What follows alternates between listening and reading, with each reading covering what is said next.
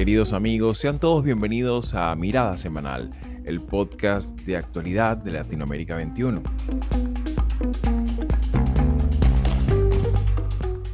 Como todos los domingos, analizaremos las principales noticias de la semana con el respaldo intelectual de Marisabel Puertarriera y Manuel Alcántara Sáez.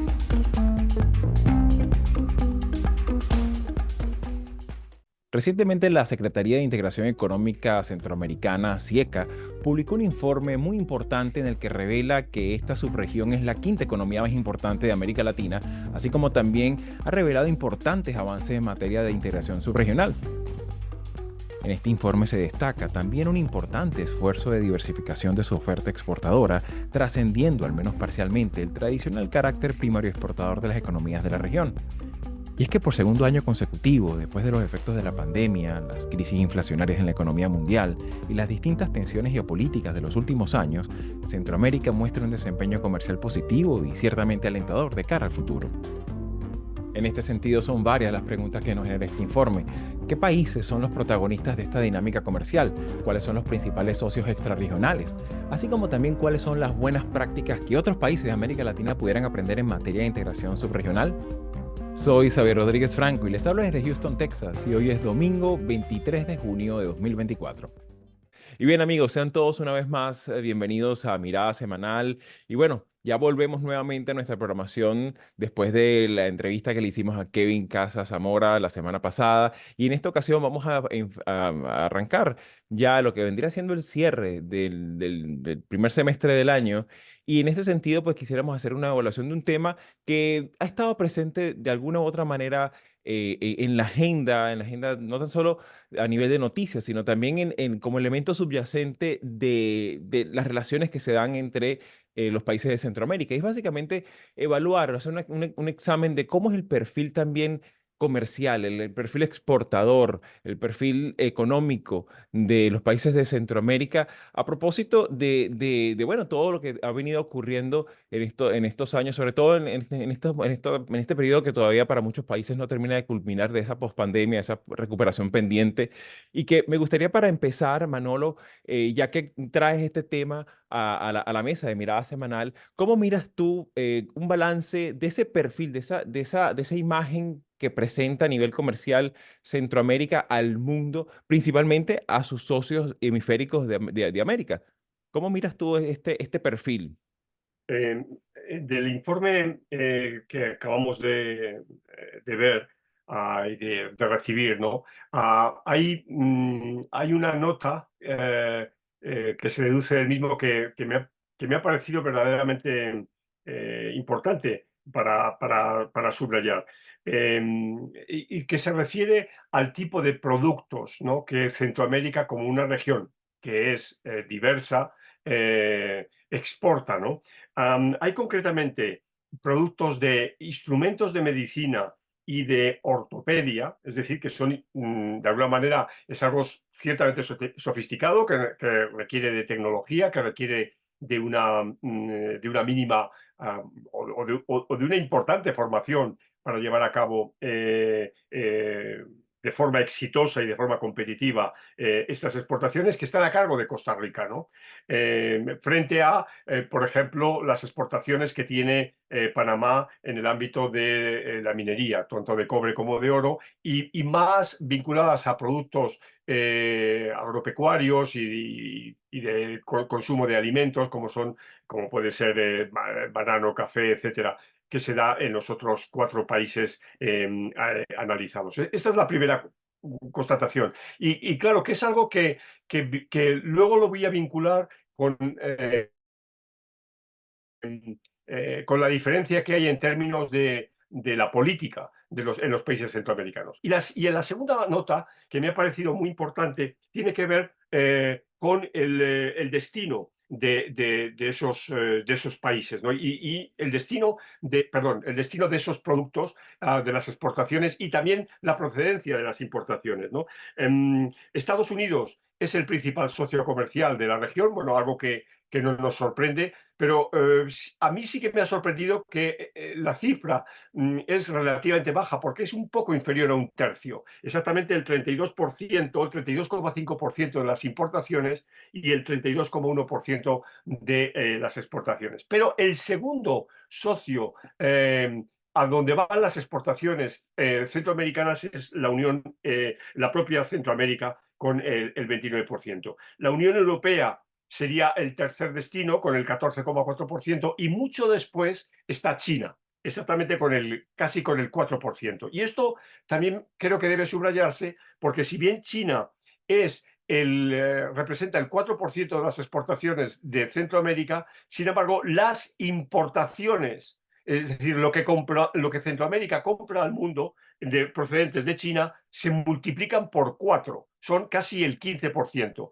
Y por consiguiente, hay un desbalance clarísimo en el ámbito comercial, del comercio exterior de la región centroamericana con China. Y esto creo que hay que subrayarlo. Mientras que, repito, con Estados Unidos el balance está equilibrado, con China se produce este desbalance. Y este desbalance también se produce con respecto a la Unión Europea, pero en sentido inverso. Es decir, los productos que proceden de la Unión Europea son exactamente, en términos porcentuales, la mitad, el 7%, del 14% que es lo que la región exporta hacia América, hacia la Unión Europea.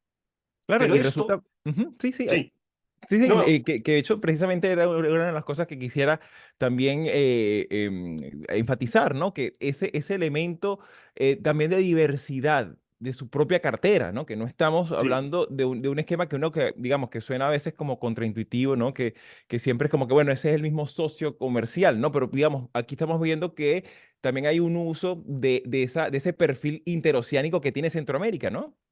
sí, ciertamente, ¿no? Y la última nota que iba a subrayar es que, digamos, el hecho de que Costa Rica sea el país que concentra las exportaciones de instrumentos de medicina, repito, y de ortopedia, lo cual significa una sofisticación en su matriz productiva, bueno, coincide con lo que sabemos de los distintos indicadores que hemos analizado aquí en otros programas acerca de la calidad de la democracia o de la calidad de la política, ¿no? En la que Costa Rica pues, es un país puntero. Y quiero subrayar esto porque, sin embargo, esto parece no reconocerlo el presidente Rodrigo Chávez de Costa Rica. Me resultó particularmente interesante que el pasado viernes, no de esta semana, sino el viernes 14 de junio, en un discurso pronunciado en la Fortuna de San Carlos, calificó a Costa Rica como la dictadura perfecta, ¿no? Me parece verdaderamente alucinante y una irresponsabilidad, ¿no? De un mandatario que defina el sistema político de su país, que es internacionalmente reconocido como uno de los más relevantes. Yo con esto no quiero decir que sea la democracia perfecta, no, pero de ahí a decir que el país que tú estás gobernando sea la dictadura perfecta, me parece impresentable, ¿no? Se Claro. quejó de que la institucionalidad y que el sistema democrático, según él, no permitían a su gobierno generar una prosperidad que incluyese no solo dinero, sino también seguridad, infraestructura y bienestar general. Ya digo, me parece absolutamente irresponsable. Claro, claro, y que eso a veces nos hace recordar esa frase que de alguna manera pues ha estado todavía digamos, el subconsciente imaginario de Latinoamérica sobre el tema, sobre todo de esa longevidad del PRI en el poder en México, ¿no? Digamos, la referencia es terrible porque no tiene ningún punto de comparación con Exactamente, ¿no? Costa Rica, ¿no? Exacto. Pero en Aquello que ese sentido... dijo, aquello que dijo Vargas Llosa, ¿no? A Sí, exacto, propósito. exacto. ¿Verdad? Sí, Y sí. eso, y en ese sentido, pues por supuesto, es algo alarmante y que, claro, hay que mantener también esa perspectiva de cómo, a pesar de todo lo que ha tenido que sobrellevar Centroamérica, sobre todo en el último lustro, pues sigue siendo un perfil positivo. Y de hecho, todavía, y además de eso, también eso no quiere decir que haya perdido también eh, pisada con respecto a su perfil también agroexportador, ¿no? Porque también tenemos productos estrella como el café, banana, plátano, minerales de cobre, aceite, aceite de palma, azúcar, entre otros, ¿no? O sea, sigue teniendo también ese perfil agroexportador. Y en ese sentido, Marisabel, ¿cómo miras tú también este perfil con el que Centroamérica se presenta al mundo? A mí me pareció el informe, los resultados que presenta el informe, a mí me parecieron muy positivos. Eh, Creo que lo que señala Manolo sobre la capacidad tecnológica que está evidenciando en algunos rubros. Centroamérica es, por supuesto, muy prometedor, pero también ayuda de alguna forma a, a crear una imagen, una identidad de no solo de Centroamérica, sino de países que no son considerados potencias educativas, que tienen no solamente la capacidad, el potencial, sino que hay evidencias. Eso para mí también es importante. A mí me parece que prometedor que haya esa balanza equilibrada o casi equilibrada entre Estados Unidos y la región. Hay un 32.5, un 32.1, es una cosa bien cercana, las cifras muestran cercanía, pero sí creo que hay algunos elementos que no sé si están en el informe completo, pero a mí me gustaría saber cuál es el impacto de las actividades, sobre todo las agrícolas, en el medio ambiente. Porque si bien allí hay una referencia a, a lo, a la contribución, digamos, al crecimiento económico de la región, creo que nos hace falta también saber cuáles son los riesgos de ese crecimiento en esas áreas, ¿no? Porque estamos hablando de una región que tiende a ser la principal productora de migrantes por causas asociadas al medio ambiente y al cambio climático. Y muchas veces hacemos referencia, en este podcast hemos hecho referencia a cómo el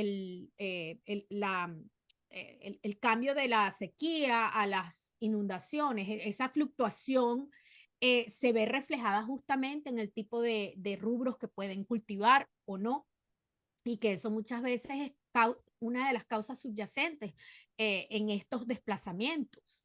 Entonces, a mí me parece que también dentro de esta conversación hay que incorporar cuál es el rol de Estados Unidos y cuál es la política que tiene hacia la región, porque en la época de Obama había una política de ayuda y de soporte en materia agrícola, no solamente para beneficiar la balanza comercial, sino también para justamente prevenir y evitar la migración forzada por causas del cambio climático y del deterioro de la base económica vinculada a la agricultura. Entonces, este informe a mí me parece que da pie para conversar sobre estos temas, porque estamos de acuerdo que hay una oportunidad, pero también creo que eso expone la debilidad de la política exterior de Estados Unidos hacia la región. Claro, claro, y que en ese sentido, pues como hemos evaluado también aquí, hemos tenido situaciones muy salientes, como el caso que ha afectado directamente la política, como el caso de Panamá, que lo hemos referido aquí en varias ocasiones, ¿no? Y que creo que también ese elemento minero y su sostenibilidad en el tiempo, su sostenibilidad medioambiental, pues es un elemento clave y que, bueno, incluso como lo dijo nuestro amigo Harry, Brown, ciertamente ya las sociedades ya empiezan a poner el tema medioambiental ya no como una referencia de un grupo de intelectuales que de repente vienen de Europa a quejarse de algo, ¿no? Sino que ya es algo que forma parte de la cotidianidad y de determinadas referencias impedimentos a la clase política. Y en ese sentido, pues por supuesto, va a ser un elemento que va a estar allí y de alguna manera, pues poco a poco también ha ido calando en la opinión pública centroamericana. Sin embargo, bueno, por supuesto, esto es un tema sobre el cual podemos volver más adelante, pero ciertamente es un elemento importante que enriquece la perspectiva que le hemos querido dar a muchos de los temas que sobre Centroamérica se han desarrollado aquí en Mirada Semanal. Si llegaste hasta aquí y te interesan estos temas, puedes ayudarnos a seguir haciendo estos vídeos dándole like, compartiendo, comentando y suscribiéndote al canal de YouTube de Latinoamérica 21. Puedes acceder también a todos nuestros episodios entrando en nuestra página web latinoamerica21.com/podcast y en las principales plataformas de audio. Subimos videos nuevos todas las semanas, así que nos veremos en Mirada Semanal muy pronto.